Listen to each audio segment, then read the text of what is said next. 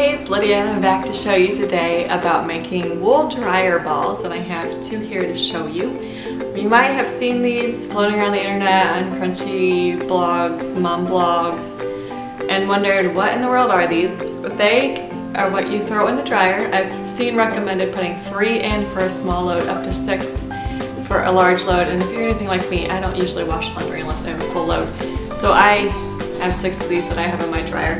They are about tennis ball size, and they work to help reduce the static and to break up the fabric, help it to dry a little bit faster, and they replace dryer sheets fabric softener, so I don't have to buy those. I can just use these. And you can buy these a lot of places online if that is something that interests you, or I am going to show you today how to make them. This is the only yarn that I could find at my local Joann's that I could use to make dryer balls. The important thing is it has to be 100% wool. There was one other one that was a high percentage of wool, but it wasn't 100%. I just saw somewhere where somebody recommended using roving wool.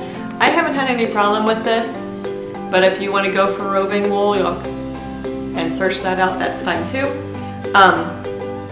But I was able with this to get about 6 dryer balls, and I will post a link down below for Amazon, and it's also at your local Joann's. And once again, if you buy a Joann's, use a coupon.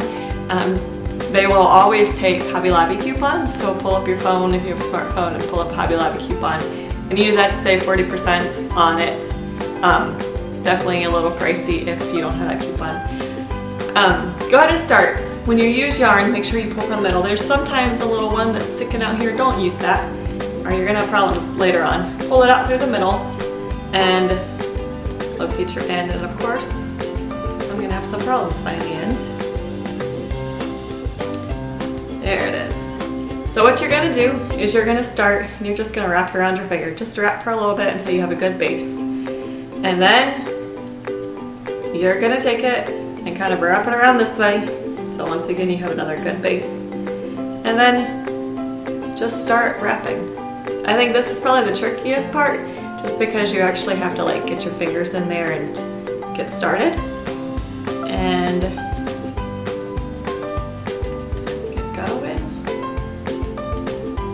And I usually have it come off a few times and kind of have to back up and start back. So just keep wrapping it up like this. And just keep going.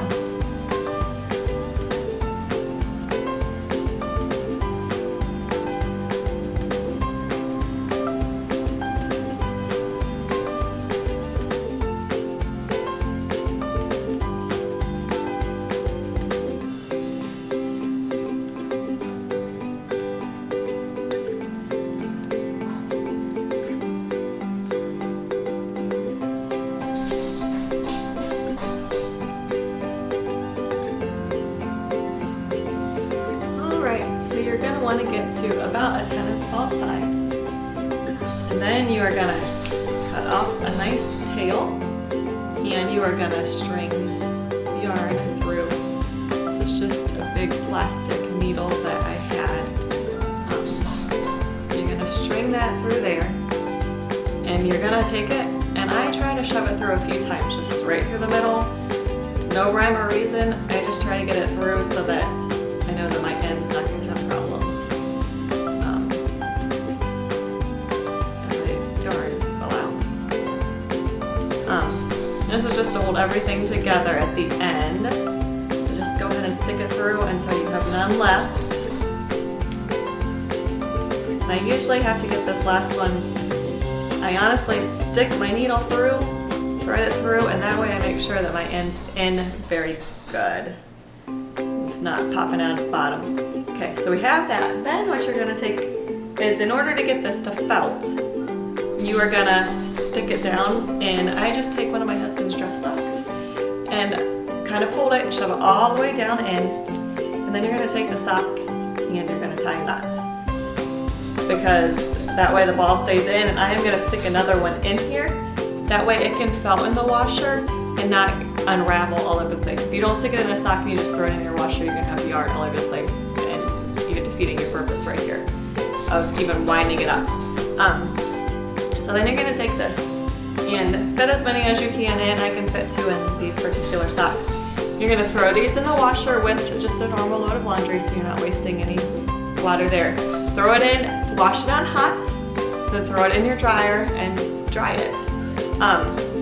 If you're thinking I never do a load of laundry on hot, go ahead and use the cold and dry it. You just might have to do it a second time.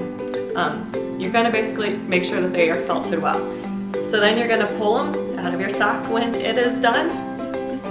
And it may be a little stuck to your sock, but the yarn is gonna be all stuck together so it's not gonna come apart. And then you're just gonna take this ball, several of them, however many you decide to do, however many you get out of your yarn, and throw them in your dryer. I just leave mine in there all the time. I actually usually pull a few up with a load of laundry when I'm pulling it out and I have to take them back down. But just leave them in your laundry, keep washing them, drying them. It's not gonna hurt them to be washed or dried multiple times. And hopefully they can help cut down on fabric softener and fabric sheets for you and help your clothes dry a little quicker as well. Let me know if you decide to make dryer balls or if you decide just to go and buy some from somewhere. And let me know also if you have made your own dryer balls and if you think that they help. Go ahead and subscribe to this video as well so you can get some updates like this in the future. Thanks, and I hope you guys have a great day. Bye.